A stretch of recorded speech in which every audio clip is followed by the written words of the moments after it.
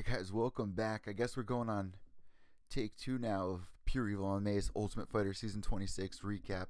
Just wrapping up the fight night and started my live stream, and then my internet decides to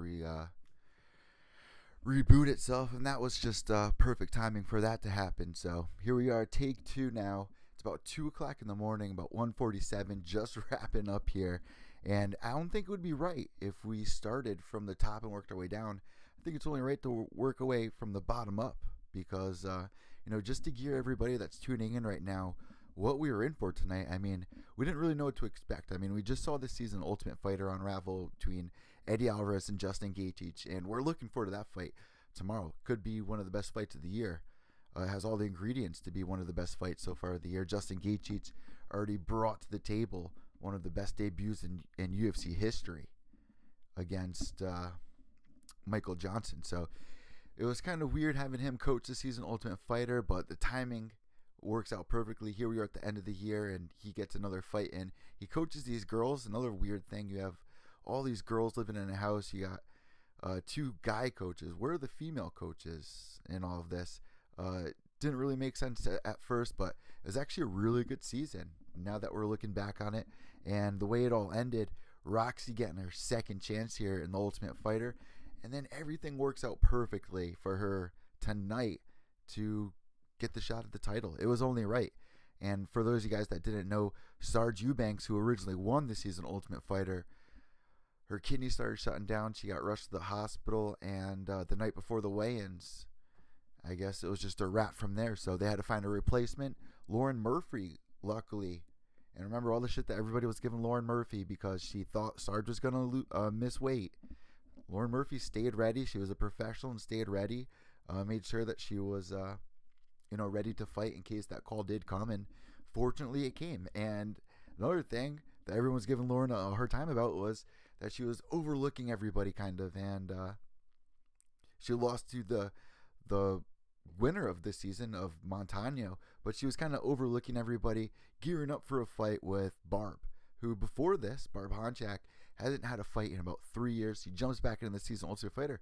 She looked great. A lot of people were favoring her to even win this season. I remember on the MMA Hour during Rick's picks, Rick was like, she's a strong favorite to win this thing, and I don't think a lot of people were ready for how well she actually did do this season. She didn't win the entire thing, but she definitely proved that she's one of the baddest chicks, and it's definitely something that they need to look out for in this new division, because she could be knocking on the door next if Sarge is in healthy for that first title defense of Montano. But maybe not, because she did lose tonight to Lauren Murphy, so it's probably going to be Lauren Murphy knocking on that door, and we're going to get into that, guys. We're going to be calling Lauren Barb tonight, which is hilarious, because if you were watching the season Ultimate Fighter, you would know that Eddie Alvarez called Lauren Barb. So it was just so funny how things worked out in the end, really, is what I'm trying to get to. Lauren Murphy trying to look ahead, and everything works out. Roxie trying to not give up after that first time that she was on the Ultimate Fighter with Ronda and Miesha Tate. She had a very embarrassing loss. She got body slammed. Her back just slammed against the canvas, and she was out. She was able to, stay headstrong. She's 35 years old, and things just worked out perfectly. But unfortunately, it wasn't her night, and we're going to be recapping that in just a second. But it's only right to start with Jillian Roberts. I mean, coming out of nowhere. I mean, somebody that no one was really familiar with. Jillian Roberts. Let me pull up the screen here for everybody of the fight card on the video cast. If you guys are listening to the podcast, you can go check out my Twitter page right now and check out the tweet of the fight card last night or tonight. Emily Whitmire going up against Jillian Robertson. Now, Whitmire, I'm pretty sure she trains out in Oregon, I believe, which is where Mike and Ann are from. And I don't have the chat room open, so I can't really see anything right now. I'll get that open in a second. But, I heard her on Chill's podcast, and I was excited to see her fight, see what she's going to be able to do against Robertson, who we've seen in the past is a young gun, but she's got submission skills. And I even picked her tonight to win by submission. In the second round, she gets it done in 1. So starts the night off hot, and when you get this momentum going early on in a fight card, you can see it picking up. And one thing I have to point out about tonight's card is I really got to wonder how many people tuned in to watch the Ultimate Fighter. I mean, it's a Friday night. We have Bellator 189 going on right now. Shout out to Gaston Bolanos, who got an amazing knockout. Happy that he gets to come back here. But, you know, Bellator 189 going down tonight. You also had another event on UFC Fight Pass. I'm sure there was a couple other events. Shamrock FC, I talked to Jesse Finney, the president of Shamrock FC, who is having his 300th event tonight. I mean, for Friday night, there was a lot of fight cards going down, so I really got to question how many people tuned in tonight, let alone how many people even saw this season Ultimate Fighter, because if you guys follow along, and shout out to Jedi Goodman, you can see year after year, the viewers are just dropping and dropping for the Ultimate Fighter, and you gotta laugh because Dana White's not playing the right ball game here. He's saying, I don't know if McGregor's going to be coming back. I don't know if Ronda's going to be coming back. And all while they're trying to renegotiate with Fox, with FS1, the UFC on Fox, and trying to make that happen again. They're getting lowballed with $200 million over their $400 million dollar offer. So, you know, with the Ultimate Fighter going the way it is, I'm happy that the fight card tonight ended up being a really strong card that people are going to be talking about. Definitely going to be people waking up tomorrow morning upset that they missed tonight's event, because there was 5 or 6 finishes back to back to back to back. So after Jillian Roberts gets that armbar submission in the first round at 2 minutes and 12 seconds, the Savage in her post-fight speech saying, I was made for this shit. I mean, this new age of fighters, they're understanding what it takes to get the entertainment side of things rolling on their end with social media and boosting up their profile and engaging with people, knowing what to say inside the octagon when you're probably getting the most viewers that are, or definitely the most viewers that are tuning in. Dobson, moving on next to the next fight.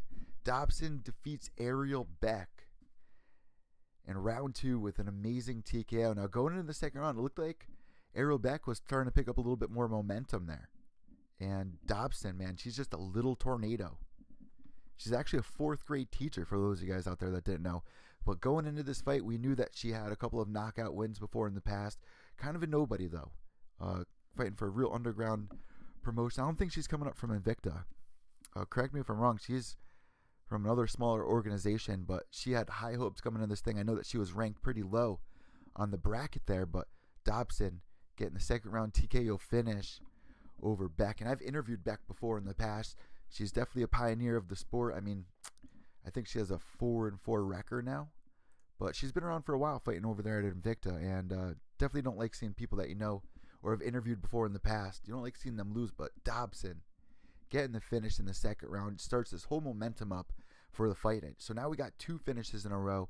We're excited for the next one, but the way that Beck folded up in this fight, I mean, she got hit with a beautiful combination by Dobson and just folded up, really just kind of gave up, it seemed like. And I'm not saying that you know, she's not a fighter, not a warrior, but it just looked like she was in a lot of pain and just really couldn't take anymore. So she had to fold up and give the TKO to Dobson. Moving on, we had Rachel Ausmus, fan favorite for the guys and the girls, I guess, defeating Kevorkian. Now, Kevorkian missed weight by 5 pounds going into tonight's fight card, which was really upsetting. I mean, if you're a professional, if you're coming into the UFC, you need to be making weight. You knew that this was on the schedule, and the UFC looks at that. They don't want, there she is, Rachel Ostovich showing up on the video cast. But in the UFC, you can't be showing up missed weight, because when push comes to shove, it just doesn't look right. It doesn't look professional. This is your job, and to miss it by 5 pounds definitely paid off for Rachel tonight. I mean, Rachel was one of the biggest favorites to win tonight, and she got it done. She defeats Kevorkian via submission by armbar in like 90 seconds of the first round. Just an amazing moment. If you followed Rachel and you've seen her fight before, I've interviewed Rachel in the past on Cage-Side Submissions like 2 years ago, looking back. And she used to dress up in the Wonder Woman costumes and stuff like that, and guys just drool over her. So I wasn't surprised that she was on the season Ultimate Fighter. I'm happy that she made it through the tryouts and was on the season. To see her win in the finale the way that she did in 90 seconds, I mean, how can you not be excited? Like, the way that these girls kicked off this division, how can you not be excited for the female fights? The girls deliver 95% of the time. Every time that I tune in for a girl fight, especially when they're 5 in a row, 6 in a row, or 6 on a card. I mean, look back at UFC 200. headlined by female fighters, Misha Tate and Amanda Nunes. I mean, the females have come such a far way. And seeing Montano get that belt around her, just marking a new era. It's just a very special moment, and I would love the way that the momentum built up as we tuned in tonight. And I just feel so bad for anybody that didn't tune in. And I'm sure the people that didn't tune in this season of Ultimate Fighter are probably curious now after seeing some of these great fights tonight. They probably want to go back. And I do have to say this, though, against Comcast, against Ultimate Fighter. Every year they've always been on point with uploading an episode as soon as it airs on FS1. Not this season. For some odd reason, this season after an episode aired, it took a couple of days for them to upload it. And I wonder how much of an impact that made on views or people really keeping interest in the season. I mean, you can watch the first couple of episodes, then you get caught up doing something. You go look for it on demand a couple of days later. It's not there. You kind of give up hope. You kind of give up your appetite for that season. But after seeing tonight, I definitely want to go back and watch a couple of the older episodes, because there was a lot of points that really just came full circle tonight, like Eddie Alvarez calling Lauren Murphy Barb, and then DC calling her Barb inside the octagon. And just great moments that just really came full circle. And Lauren fighting Barb, everything was just working out perfectly going into tonight. And then we look forward to UFC 218 tomorrow morning. I mean, you just have a lineup of amazing bouts, and we really got spoiled tonight, which is why I got really upset when I looked on social media and saw people start complaining once we got to our first decision, which I'm going to get to in a second. I believe it was the Fabian Bennett fight. And people on Twitter were backlash and saying it was boring, that they wasted 15 minutes of their life. And I laugh, I chuckle at it.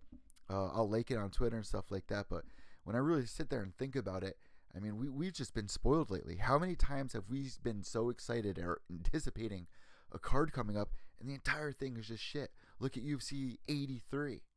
I mean, go way back. I think that's right. When Tito Ortiz walked out with the flag after 9/11, had a great card, but just didn't deliver. I mean, how many times has this happened? And that decision fight between Bennett and Fabian, like I said, I'm going to get to in a second, but wasn't that boring. So it just upsets me when I see stuff like that. I mean, I even tweeted out, I mean, you guys can tune on SpongeBob if you want. Turn on, watch a different sport. If you can't sit there and enjoy a sport at the edge of your seat like I do when I'm watching a fight, knowing that something can happen at any second, somebody can get dropped at any second, somebody can end up in a bad position, get submitted, anything can happen in a fight. I'm always at the edge of my seat. I know, especially when I'm watching UFC fights, that these are the elite fighters. I mean, with the exception that it's Ultimate Fighter tonight, but anything can happen at any moment. I'm always at the edge of my seat. And even when it goes to decision, I mean, you got to give these people, these fighters, these athletes, the credit that they deserve. Yeah, that's just my opinion. And I'm sure in the past there have been fights that I haven't been fully into or got my emotionally attached to, but just upsetting when we get spoiled like we did tonight, and then we see people bashing these fighters. It wasn't that bad of a fight, guys. Come on.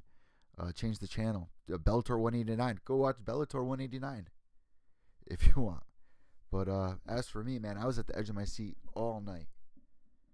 All right, moving forward, Marks versus Dela Rosa. Now, Dela Rosa, if you're like, who the freak is Dela Rosa? Little name change here. Dela Rosa was actually Montana Stewart going into the season. In Montana, all you heard all season long was how much she loved her family. Her daughter trains. Her boyfriend, or now husband, is a fighter. And she went in against Marks tonight and was able to get the win by armbar, believe it or not. So at this point, we had how many armbar finishes? And no decisions up until this point. So this is 1, 2, 3, 4, 5 fights deep. All right, so then we move on to the Johns fight. I mean, the James versus Sanchez fight ends in, now I'm getting all messed up here. I missed the Sanchez-James fight, my bad. That fight ends in an absolute war. A TKO in the third round. And let me tell you this. Rewinding back, I'm sorry that I missed this fight, guys. Rewinding back, after the Rachel Ostovich fight, this fight went down before Dela Rosa. Sanchez versus James. Now, James gets rocked in the first round hard. Even DC screaming. This should be called, the referee should call this fight. I was at the edge of my seat. It kind of reminded me of DC versus John Bones Jones in a way, how he was scaling along the fence, trying to just really get away from the oncoming storm of Sanchez. And Sanchez just started pouring on everything that he had to try to finish James, and just couldn't do it. James just kept his head on the center line, wasn't even no head movement at all, was just eating huge punches, and Sanchez just had no energy left going into that third round. Gets finished by TKO. There was literally no head movements, and he landed a serious body shot that just dropped Sanchez. Couldn't take it. Just couldn't take it. That was the second fold-up of the night from a body shot, too. I mean, going back earlier in the night, you had Dobson folding a Beck. So it was just a war, an absolute war. And I know Brandon Schaub hates that. It's on all the UFC promos for UFC 218, so it's stuck in my head right now. But going into that third round, man, I just couldn't believe how much of a comeback that he was making. And it was just such a classic Ultimate Fighter fight. It reminded me of Chael Sonnen versus Stephan Bonner, Ultimate Fighter 1. It was a classic Ultimate Fighter fight. Ultimate Fighter finale fight. Sanchez versus James. I hope they both get 50K after tonight, because there's a lot of fights on here that could go home with that 50K. I wouldn't be surprised if Dana does the 25-25 as well. Throw that in there for a bonus, because we had a great night of fights. But then again, we have tomorrow night to look forward to, so I don't know how much money he's going to be wanting to give away of that $4 billion that he has. Well, he doesn't have all of it, but you get what I'm saying here. All right, so the calf slicer after the Dela Rosa fight, after she gets the armbar, Johns gets the 30-second calf slicer out of nowhere over Joe Soto, blows everybody away. This is the dude that's been training since he was 4 years old. His dad does judo, has a judo school, I believe, and he beat Albert Morales before this fight. So that's just impressive. Joe Soto before this fight, he was on a roll, right? He lost 3 coming into the UFC, then won 3, and now I believe this is his first loss since going on a 3-fight win streak. So this is 1, 2, 3, 4, 5, 6 finishes in a row that we had tonight going into the Spicely Mershart fight. Another freaking war right here. Eric Spicely going into this, another Ultimate Fighter veteran going up against Mershart. I picked Eric Spicely to win this. I mean, it's a local guy from my area. I've known about him for a while, since before he was on the Ultimate Fighter. He used to fight guys around here in my area, and he used to beat the shit out of him. And I'm not surprised that he's gotten to the UFC so quick. But here, man, I think he's now on a 2-fight losing streak now. Mershart needed a win. He's coming off a loss and gets it with a brutal body kick. And I mean, there's so many great fights that happen tonight. Like, literally back to back to back, so early in the night. And like I said, for everybody that tuned in late, only caught the main event and the co-main event. Both of them went to decision, but they were both great fights. It's just sad that a lot of people will literally staple or judge a card just by the main and co-main, because it's not right if you look at the fights that we had tonight. All right, so Lauren Murphy gets her shot. A true redemption shot, too. I mean, she lost on the season Ultimate Fighter to Montano early on in, like, the first rounds here of the Ultimate Fighter season 26. And she had her eyes set on Barb this whole time. She thought in her head, she saw that she was going to be fighting Barb. Somehow she saw it, and it happened. I mean, Sarge misses weight. Barb was originally supposed to fight Roxie. Roxie steps up to fight Montano. Lauren Murphy ends up fighting Barb, and just the energy going into this fight, I mean, you could see them both staring at each other from across the octagon, and Lauren has this big smile on her face, and there was another moment in the fight where she had the smile that just, like, radiated through my body. It was just like, you could see the happiness in Lauren Murphy, what this moment meant to her in her career. Definitely, it's got to be one of the top moments. It's definitely the top moment of her career, and just the way that DC put that cherry on top, and he didn't expect it. I mean, you could look at it one of two ways. I mean, you could take it for what it is and be like, oh, what an asshole, or Lauren can look at it and be like, what a way to finish this all off. I mean, DC calling me Barb. I mean, I even tweeted out, I was like, how much did Eddie Alvarez pay DC to call Lauren Barb? It's just so funny, because I'll say it again for those of you guys that didn't catch the season Ultimate Fighter. Eddie Alvarez got into a fight with Lauren. Lauren just wasn't vibing with Eddie. Didn't like the way that he was training on this season. She wanted a different style that wasn't really the Ken Shamrock style of training like Eddie Alvarez brought. And Eddie Alvarez got a little offended by it. But at the same time, he calls her Barb. And Lauren's like, I'm not. My name isn't Barb. And then tonight, DC to top it all off after Lauren goes through that amazing fight, um, calls her Barb. It's just the way that circled through.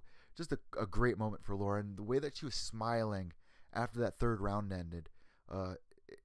It just shows you what this sport really means to a lot of people out there. Not even just the fighters, to the fans especially, and to the fighters especially, but the people that have hard lives. They go to work and they look forward to these fights. They look forward to looking up to their fighters or having a moment away from reality to watch somebody go through the pain and just be able to come back time after time. Not even in one fight.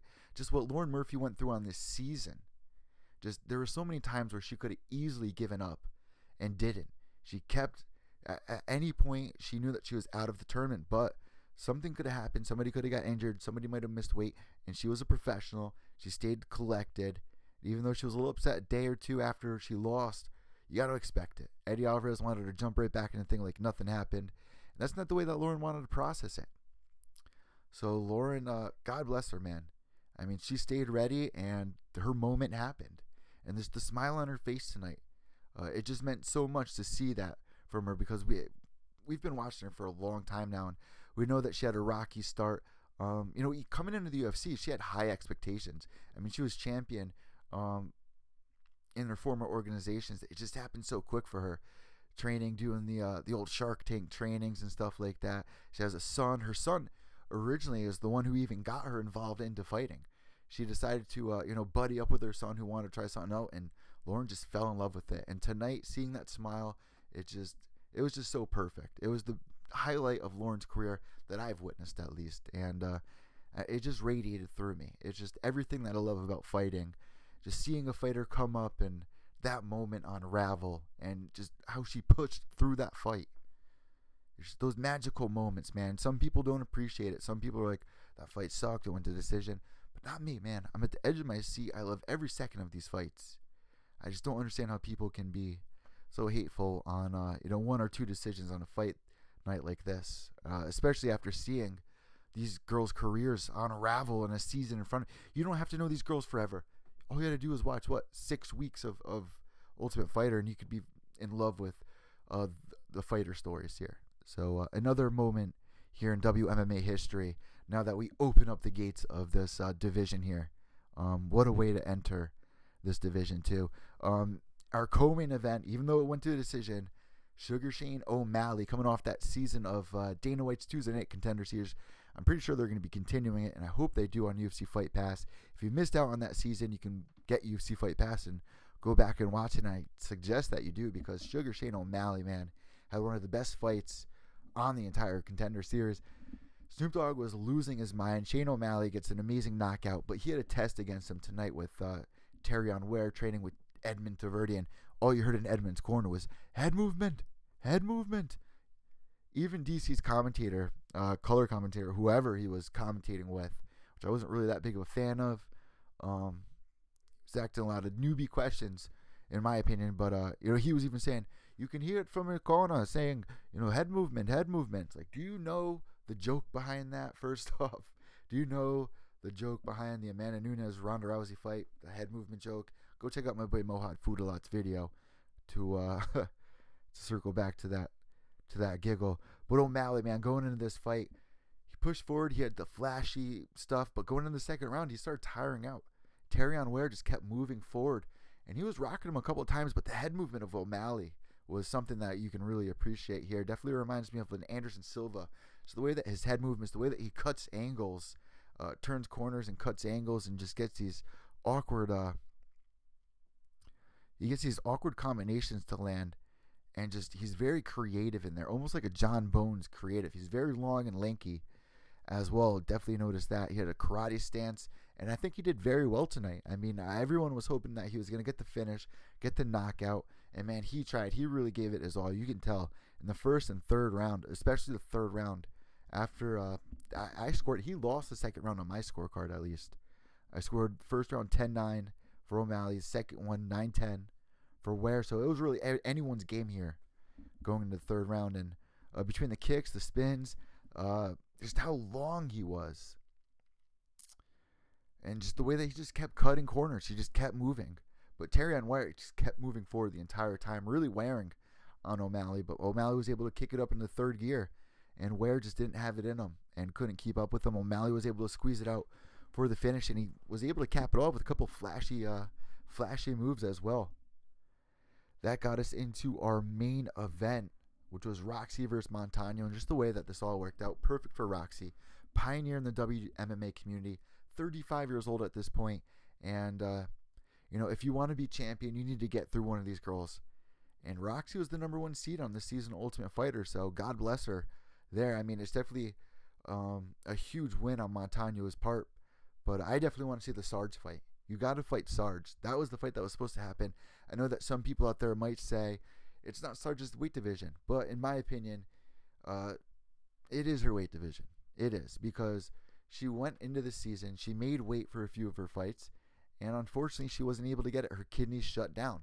I think that she deserves another chance at this weight division. If it doesn't work out, if she can't make weight, then it's her decision to change. But as for the first title defense of this, and it must be so surreal for Montano at this point. I mean, a Navajo. Have we ever had a Navajo UFC champion before? I mean, this girl was a 14th seed. She beat the #1 seed in Roxanne Modafferi. She beat Lauren Murphy on the season. I believe she beat Barb on this season. I missed the last couple episodes of the season. Definitely got to go back and rewatch it, because Montano, man, I mean, she squeezed by with a couple of decisions, but that's all it takes on a season Ultimate Fighter, and now she's champ. Now she's champ. And I'm not saying she did it in boring fashion. It's not what I'm saying here. But she was able to get some wins over some very tough opponents, and definitely deserved that belt. Has to be a surreal moment. I scored 4. I mean, I could have scored 2 rounds for Roxie, but it looks like I scored 1 round, and I scored the second round for Roxie. I really have to go back and rewatch this fight. But the way that I scored it, I scored first round for Montano, second round for Roxie, third round for Montano, fourth and fifth for Montano. But Roxie was picking up in the third and fourth round, I thought. So I'm going to have to go back and rewatch that. But one judge scored it all the way across. 50, 10, 10, 10, 10, 10 for Montano all the way across. And Roxie's got to be upset. But she's been in this position before, and I'm sure she can get another crack at it if she continues to chomp at the bit and go back to Syndicate MMA and just work a little bit more on whatever it is she believes that. I mean, there were a couple of moments in this fight where she had an armbar where she could have pulled it out in the last seconds of the fight. The entire time I was at the edge of my seat. Roxie is just so good off of her back, but Montano was able to do some damage, even while in some very vulnerable positions. So she definitely deserved the title tonight. If we have to rate this out of 5 stars, I'm giving tonight 4. 4 out of 5 stars. Definitely deserving. I mean, I really wonder what you guys are thinking about this. So let me know on Twitter at evil_echo. That's EVIL_ECCO. What did you think was fight of the night? Was it Rachel Ostovich getting her submission win? Was it Sean O'Malley's debut? I mean, I was hoping it would be Sean O'Malley's debut for the 50K, but I don't think so. I mean, the way that James came back after being rocked by Sanchez in the first, even John's 30-second calf slicer KO, that was an exciting one. Mershart with the TKO, with that body kick. Jillian Robertson, the submission in the first round by armbar at 2 minutes and 12 seconds. Dobson defeating Beck. That armbar that Rachel had, like I said. I mean, that was such an emotional moment when Rachel won that. You can tell she was just pouring her eyes out at that moment, and it just happened so fast. This whole momentum going through this whole season, living with all these girls, and being away from her children. Finally, you get the moment. You get to perform live in Vegas, and it goes down like that, just flawless, literally flawless. And almost wanted to crack a tear with Rachel. There was a couple moments tonight that were definitely emotional. Between that and the Lauren fight, man, really brought me close. I am so excited for tomorrow night's fight for UFC 218. The preview show, you guys can check out episode 53 of Pure Evil MMA on iTunes, Podbean, right here on YouTube. But if we are rating tonight's card, I'm giving it a 4 out of 5 card, 4 out of 5 stars without a doubt. Let me know what you guys think on Twitter at evil_echo. That's EVIL_ECCO. Let me know on Instagram and Facebook. You guys should definitely follow me on Facebook. Make it so easy, and Instagram at Pure Evil MMA. It doesn't get any simpler than that, guys. It really doesn't. Thank you guys so much. I hope you guys have a great night. Exciting night. Let me know what you guys think about tonight out of 5 stars on Twitter. Behave yourselves. I'll catch you tomorrow. Got some more fights coming our way. Have a good night.